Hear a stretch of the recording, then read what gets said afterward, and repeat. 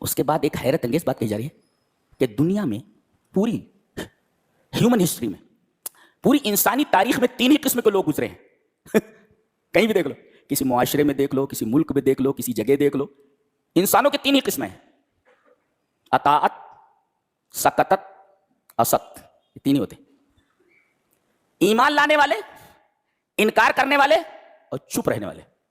یہ جو چپ رہنے والے ہوتے ہیں یہ نگیٹو پہلو کے اوپر ڈٹے رہتے ہیں، یہ بولتے نہیں، ان کے پیچھے دنیا ہوتی ہے۔ اگر ہم نے کچھ بول دیا تو شرمندگی اٹھانی پڑ سکتی ہے، اگر ہم نے کچھ بول دیا تو ہمارے خاندان والے ہم سے الگ ہو جائیں گے، یا لاپرواہ ہوتے ہیں، یہ لاپرواہی کی وجہ سے یہ بولتے نہیں، خاموش رہتے۔ اللہ تبارک و تعالیٰ نے ایک بستی کا تذکرہ کیا ہے، وَاسْأَلْهُمْ عَنِ الْقَرْيَةِ الَّتِي كَانَتْ حَاضِرَةَ الْبَحْرِ، کہ ایک بستی کے بارے میں ان سے سوال کیجئے، کن سے؟ یہودیوں سے، ان کو پتا ہے یہ بستی کہاں ہے، یہ حاضرۃ البحر علی شاطئ البحر، سمندر کے کنارے تھی۔ یہ کہاں ہے؟ یہ طور اور مدین کے درمیان ایک بستی ہے، بالکل ساحل سمندر پر، طور اور مدین اس کے درمیان وہ بستی ہے جس کا نام ایلا ہے، اسی بستی کا تذکرہ ہو رہا ہے۔ یہاں لوگ مچھلی سمندر سے پکڑتے، بیچتے اور بڑے عیش و آرام کے ساتھ رہتے، پوری معیشت کا دار و مدار ان کا مچھلیوں کی تجارت اور مچھلیوں کے شکار پر تھا۔ اللہ تعالیٰ نے ان کے اوپر حکم بھیجا کہ ٹھیک ہے تم 6 دن تک مچھلیوں کا شکار کرو، لیکن یوم السبت، سنیچر کے دن مچھلیوں کا شکار کرنا ممنوع ہے۔ کچھ دن تک تو انہوں نے عمل کیا، اللہ تبارک تعالیٰ نے ان کو آزمایا، 6 دن جاتے تو مچھلیوں کا پتہ نہیں رہتا، اور جب یوم السبت کے دن جاتے، یوم السبت کو جاتے سنیچر کے دن، تو مچھلیاں ساحل سمندر کو بڑی بڑی لوٹتی رہتی ہے ایسے۔ اب دیکھ کر کے منہ میں پانی بھر آتا ہے ان کے، اتنی بڑی بڑی مچھلیاں، 6 دن تو پتہ نہیں رہتا، اب اس کے بعد یہ سنیچر کے دن نظر آ رہی ہیں، ان کا ایمان ڈگمگا گیا، ایمان ڈگمگا گیا، آزمائش میں فیل ہو گئے، ناکام ہو گئے۔ انہوں نے کیا کیا؟ پہلے ہیلا اختیار کیا کہ سمندر سے وہ گڈھا کھود کر کے، نہر بنا کر کے ایک گڈھا بنا دیتے تھے، جب مچھلیاں ساحل سمندر پر آتی تو ان کے نالوں سے ہو کر کے گڈھے میں آ جاتی۔ یہ کیا کرتے؟ سنیچر کے دن کے واپسی کا راستہ بند کر دیتے تھے، لیکن مچھلیاں نہیں پکڑتے تھے سنیچر کے دن، اتوار کے دن پکڑتے تھے۔ اب نیک لوگوں نے ڈانٹا، کہا کہ یہ کیا کرو؟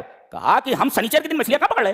کہا کہ ہیلا اختیار کرو، اگر تم راستہ بند نہ کرو تو یہ مچھلیاں واپس چلی جائیں، تم نے راستہ بند کر دیا تو یہ سنیچر کے دن ہی شکار کرنا ہوا۔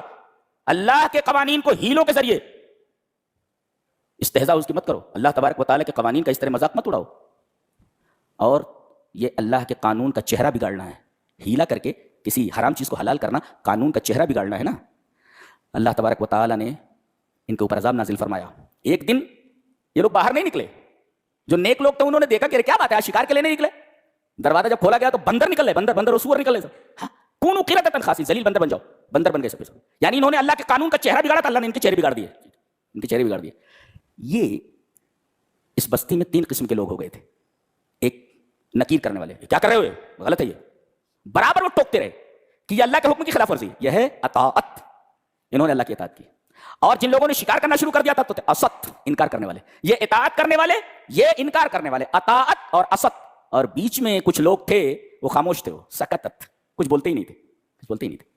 جب اللہ کا عذاب آیا تو اللہ نے بتایا کہ جن لوگوں نے نافرمانی کی تھی، فرقۃ اسط، تو ان کو تو بندر بنا دیا گیا، اور جن لوگوں نے روکا تھا اس برائی سے ہم نے ان کو بچا لیا۔ وَأَنجَيْنَا الَّذِينَ يَنْهَوْنَ عَنِ السُّوءِ، ہم نے عذاب سے ان لوگوں کو بچا لیا جو برائی پر نکیر کرتے تھے۔ یہ بیچ والے جو تھے سکتت، ان کا انجام نہیں بتایا گیا، ان کا انجام نہیں بتایا گیا۔ بعض لوگ کہتے ہیں کہ یہ نافرمان لوگوں کے ساتھ یہ بھی تباہ و برباد کر دیے گئے، اور بعض لوگ کہتے ہیں نہیں، بلکہ قیامت کے دن اللہ ان کا فیصلہ کرے گا کہ خاموش کیوں رہے برائی کو دیکھ کر کے۔ دیکھو انہوں نے برائی زبردستی نہیں روکی، یعنی یہ برائی کو روکنے پر قادر نہیں ہو سکے، لیکن لم یسکتوا، لیکن خاموش بھی نہیں رہے۔ آدمی اگر طاقت سے کسی چیز کو، کسی برائی کو ختم نہ کر سکے تو کم سے کم بولے، ساکت نہیں رہنا چاہیے، خاموش نہیں رہنا چاہیے۔ یہ جو بیچ والی قوم ہے یہ سکتت، یہ بہت خوفناک ہے۔